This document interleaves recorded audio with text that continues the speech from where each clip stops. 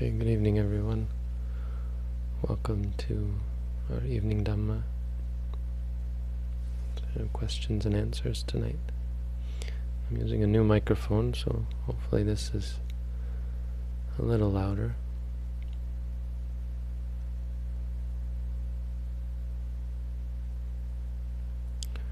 So without further ado, we'll get right into questions. How do you know the difference between having right view and being judgmental? Okay, well, let's take the question first. We'll deal with your story separately. First, let's make sure this interface is working.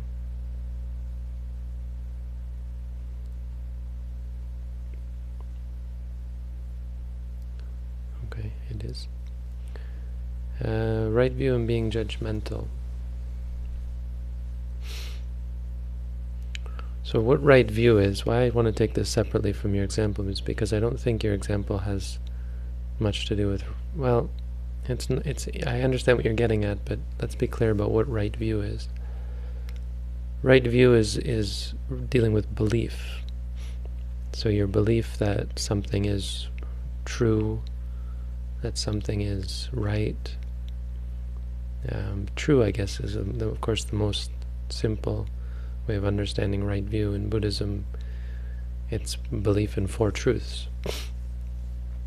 The Four Noble Truths, right? Belief in suffering, the cause of suffering, the cessation of suffering, and the path which leads to the cessation of suffering. So, I don't know if it's being pedantic or nitpicking, but I like to be clear about terms. Otherwise, it becomes, doubt arises more easily if you're not clear about your terms. So your example is of being invited to a wedding, and as a result of practice have no interest in drinking, dancing, beautifying yourself anymore. So you don't want to go, but feel obliged to.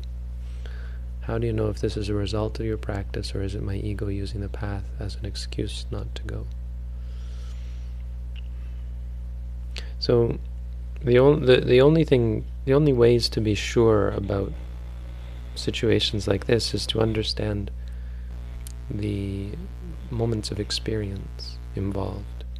Now, not wanting to go somewhere, it's just words, and it's a phrase that we use, and language is of course limited, but if you actually dislike, if disliking arises in the mind, an aversion arises in the mind when you think about going, then that's a state of aversion, and that's wrong. But I would say that's just aversion. As far as ego, I guess there's the idea that you might be trying to convince yourself, use it as an excuse, which I don't know that I'd exactly call it ego. I'd call it manipulation, manipulating yourself, lying to yourself, basically. A way of justifying. I don't exactly see it as ego, but it's a kind of a delusion for sure. You convince yourself that it's just because I'm a meditator that I don't want to go. I think that's common, actually, for a meditator to make excuses for themselves because they know that something is wrong, but they find a way to say, oh well, it's just because of this, or it's just because of that. It's not terrible. it's a defense mechanism. But of course, ideally, you wouldn't be doing that. You'd just be aware of your state of dislike. An enlightened person would not dislike going to a wedding. They would be clear about their stance on drinking and have no interest in drinking alcohol. But I think in certain cases, an arahant is a whole other issue, but someone who is a sotapanna who would never drink alcohol might still very well go to a wedding, even beautifying themselves, just to fit in, unless they're a monk, of course. But if you're a lay person, I would think beautifying in the sense of wearing a simple dress or a suit or something like that, some clothes that were going to fit in and weren't going to cause unnecessary distress. It doesn't seem like a problem. To that extent, as far as beautifying, I can see how there would be a problem. if it meant about putting on excessive makeup or makeup at all, really. Makeup's an interesting subject. Thai people to ask about this, and I've had Thai people ask me about this. And I can see an argument for saying, hey, makeup's just wrong, don't wear it at all, as a Buddhist. But of course it's not against the 5 precepts, but if you think about it as the 8 precepts, it's really not, it's not a good thing. But then there's the argument of fitting in, which I think applies here in the wedding. You might just as well try and blend in and not make anyone get angry at you. But I don't think it really has to do with wrong view or ego, as I said. Though perhaps there's something I'm not quite clear on. Either way, the most important is to be aware of moments of consciousness. In this case, not wanting to do something.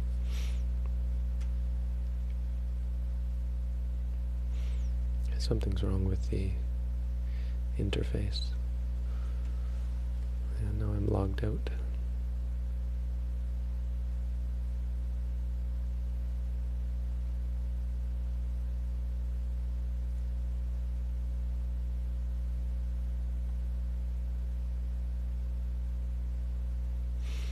Where's our IT team? This isn't working.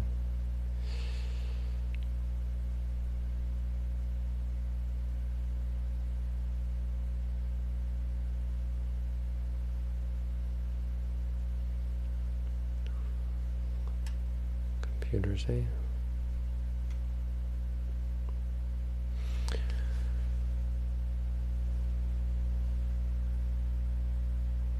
So I click on a button and it starts to load. It doesn't ever get anywhere. And then I refresh the page and it's done what it was supposed to do. But only after I refresh the page. Why is that?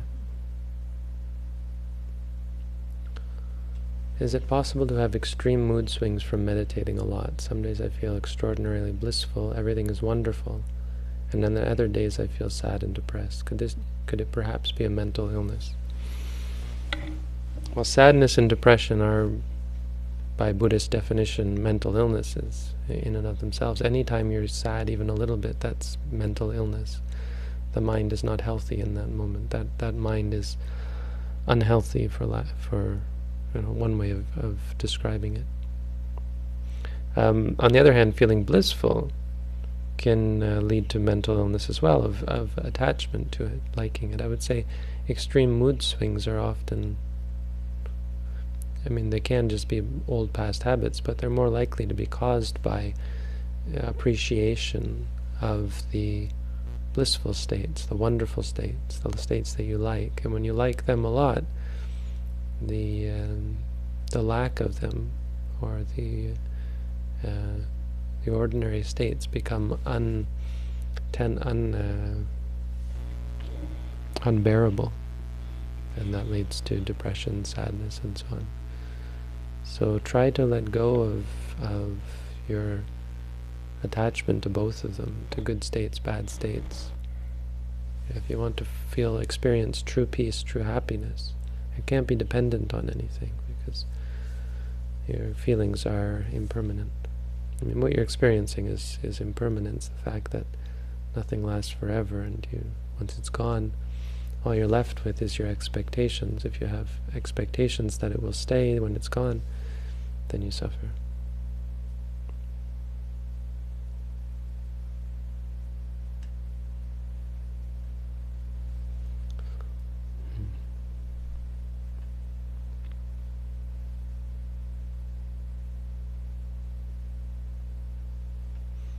Well, this interface is very broken.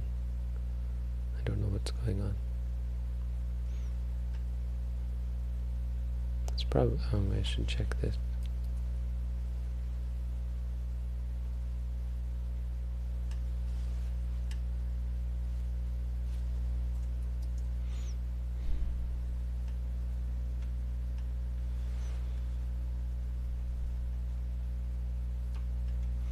Something wrong with a token. I have no idea what that means.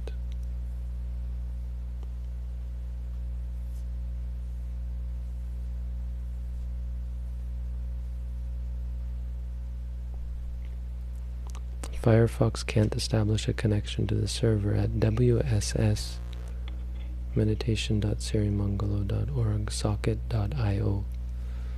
Somebody call the IT team. Something's wrong. Socket.io is not working, whatever that is.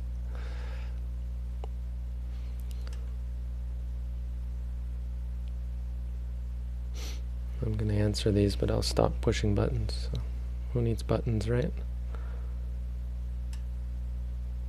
Does a very advanced meditator see reality as if watching a movie frame by frame, each frame being a citta?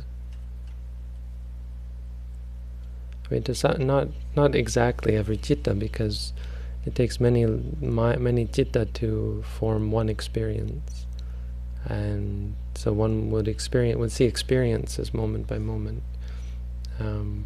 But to see each moment is not possible, because the seeing aspect is only a part of the process. The experiencing, the awareness of the mind itself, or of what's going on, the part where mindfulness comes into play, is only part of the experience. So it's not each citta, but it is possible to... it's more complicated than what you're suggesting. The mind, because the awareness is part of the experience.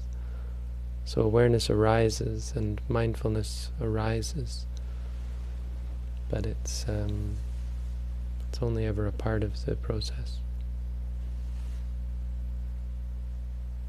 But one certainly sees arising and ceasing, sees moments of experience, processes of experience coming and going.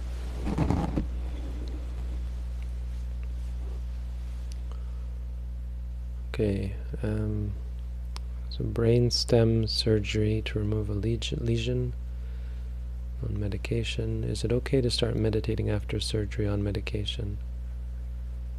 Yeah, not on medication. Well, I mean, it's okay to meditate, but don't expect... You probably... I would expect that benefits...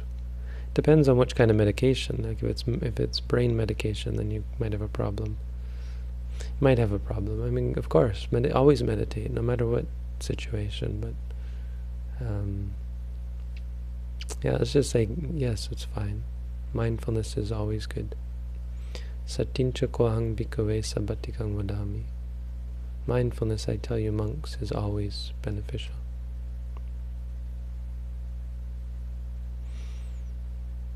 How do lay meditators deal with cutting down on sleep and feeling energetic the next day? Well, they would be meditating many hours a day and be trained to have a clear mind, trained to be constantly in a state of equanimity, of freedom from stress, because there's no reaction. So as a result, there's need for much less sleep. How should one read or write without losing mindfulness? Well, when you're reading, your mind is engaged in a different process. Now, you can intermittently be mindful, but there's also other activities going on, like reflection and the processing of the text. So it's not that you can be mindful no matter what you do. I would say, because reading is a different mind process, it's, at the very least, it's very difficult. But I mean, once you're very trained, of course, mindfulness can certainly be a part of it. Processing your emotions using mindfulness, your reactions, your thoughts about it, being aware of how it affects you.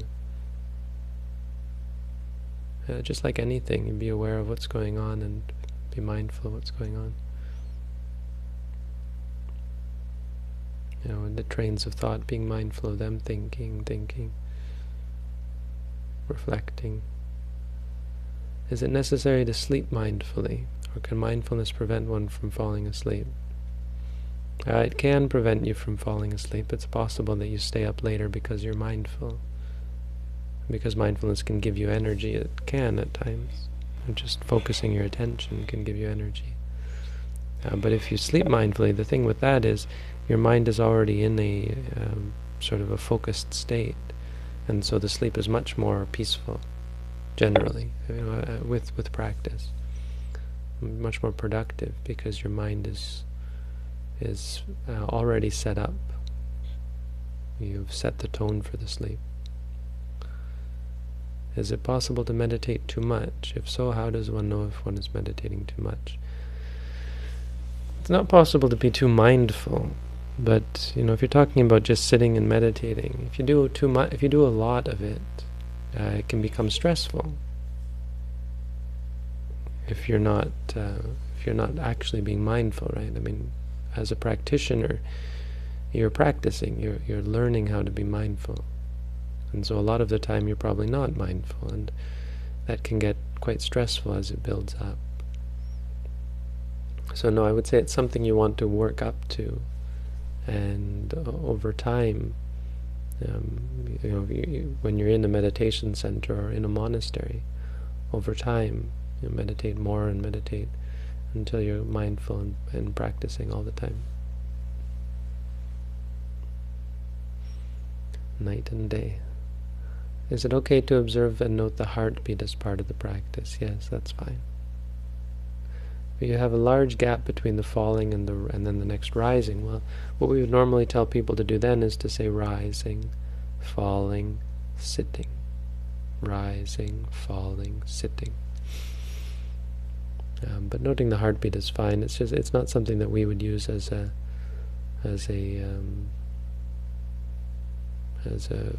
basic meditation object, but note it when you feel it.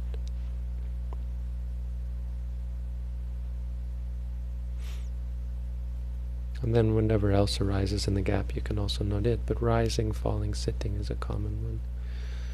That's what we would teach people as part of our meditation course.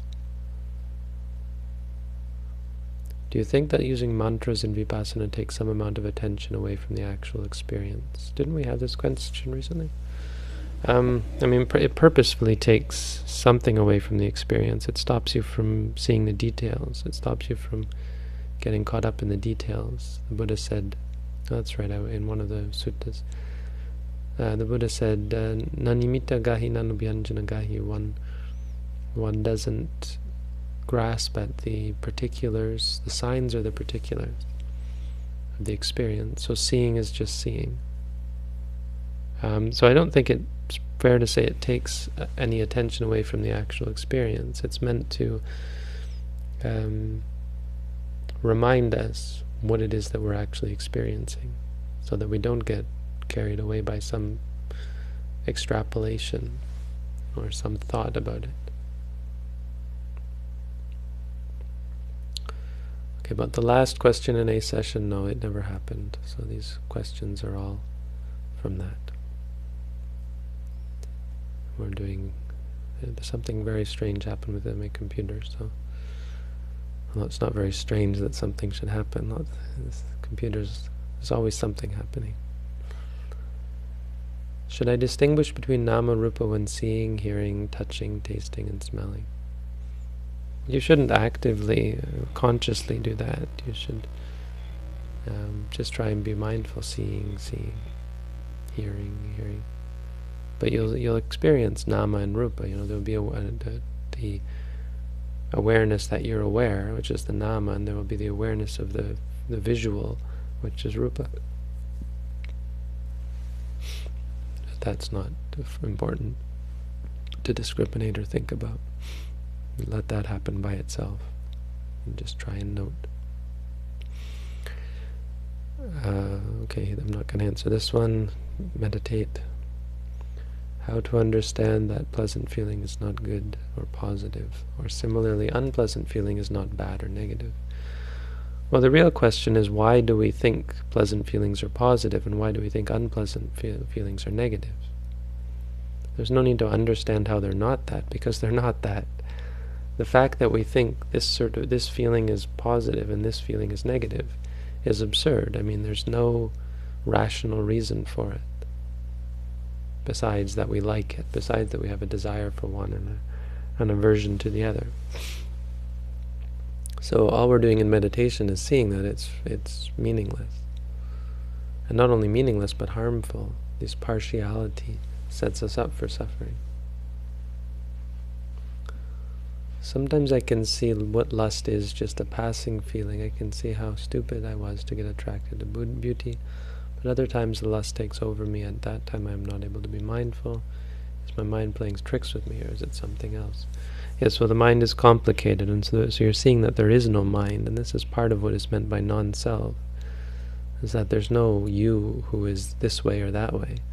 There's only habits that are built up and change over time. And so through meditation you're changing your habits, you're building up positive habits, useful habits, clear,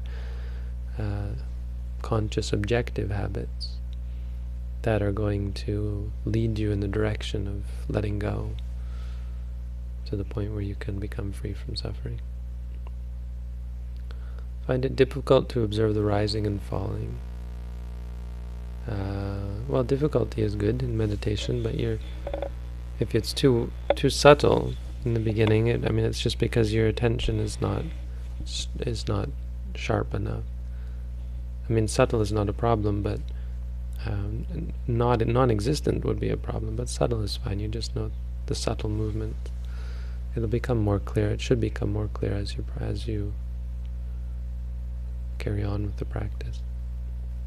But the abdomen is not terribly important. It's just a good object. You can also just note sitting, and so on. Note the feelings, note everything else as well. Okay, we have 2 questions from a meditator here who wanted to have these questions be public, I think. Is it possible to make bad karma with good intentions but followed by a wrong choice? I think the point is that there is no wrong choice in the sense of the action. What is wrong is always the moment of intention, the state of mind.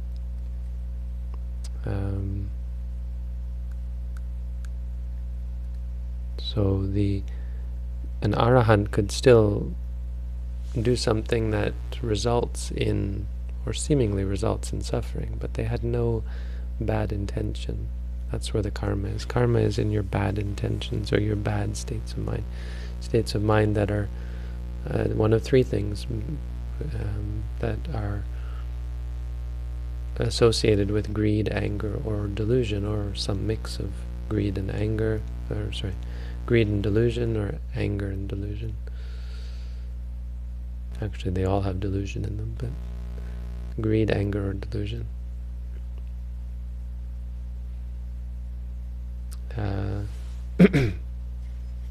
So yeah, karma is not the action. That's why the word karma is actually probably not the best word. The Buddha just adapted it.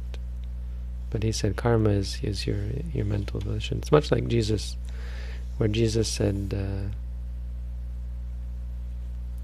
it's not whether you commit adultery, it's whether you have desire in the mind, or that sort of thing. I said it's the mind that is basically the same thing. I'm not saying that Jesus was like Buddha, because I don't believe he was, but I think that's an interesting aspect of Christianity. Could you explain the importance of walking meditation? Why should it be as long as sitting? Why before sitting? And not after? Often people just consider it like a time for relaxing after meditation. Okay, so the Buddha, this is actually in my booklet, I hope, but the Buddha mentioned listed 5 benefits of walking meditation. The first is that it gives you strength to walk, which was important. Everyone walked back then. The second is that it gives you patience to work. So it's useful in a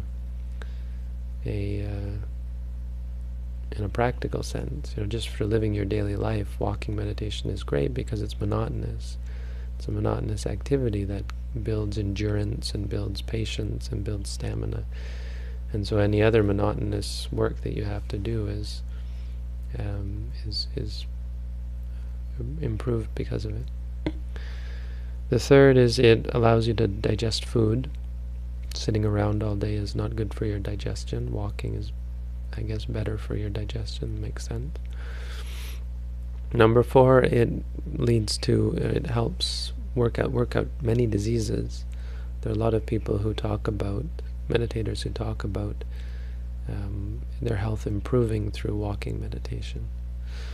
But the 5th reason is probably more to the point, and the 5th reason is that the Buddha said that the concentration that comes, or the focus that comes from walking meditation, it lasts a long time. It's long-lasting, that's how he put it. So there's a sort of a strength and a lasting, a staying power to the concentration that is useful for when you go to do sitting meditation. So we do walking first because it's actually a preparation for the sitting meditation. And you find there's quite a difference when you haven't done walking and when you have done walking and just go to do sitting. If you've done the walking first, your mind is already in quite a good state, and the sitting is more immediately beneficial. Why we do the same amount of walking and sitting, I don't suppose it's exactly necessary. My teacher is quite a stickler for this. All the Buddha said is to do them in alternation. He said do walking. The Buddha clearly said do walking and sitting meditation. A lot of people don't pay attention to that, but the only time that I know of when he talked about, when he gave a regimen, a daily regimen, was clearly to do walking and sitting in alternation for 20 hours a day, besides eating, I suppose.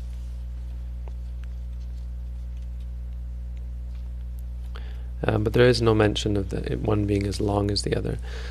The idea of making them as long as each other, I think it's reasonable because they're different, and because it ensures that you're not partial to one or the other. You'll find that at times you're partial to walking, at other times you're partial to sitting, and if it was up to you to decide how much you were going to do, it would be very hard to break free from that partiality or that judging nature. So keeping them equal is it's sort of a force. It's artificial, which is good because it forces you not to follow your heart, not to follow your partialities, which is very much a part of the test, of the practice of challenging yourself, forcing you to experience things that you don't like, so that you can, rather than change them, you can change your reaction to them. Okay, and that's all the questions for tonight. Thank you all for coming out. I really appreciate that everyone is so interested in meditation and Buddhism. I apologize, I do delete some of the questions and people might feel that that's unfair, but some of the questions are, sometimes questions are too technical, and I'm not really keen to delve into the technical aspects because I don't find them as helpful.